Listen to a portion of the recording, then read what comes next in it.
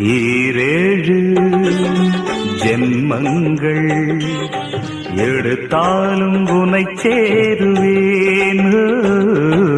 வேறாரும் நெருங்காமல் மனவாசல் தன்னை மூடுவே.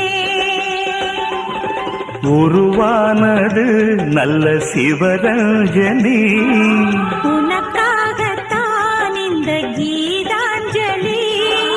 ராகங்களில் ஆராதனை,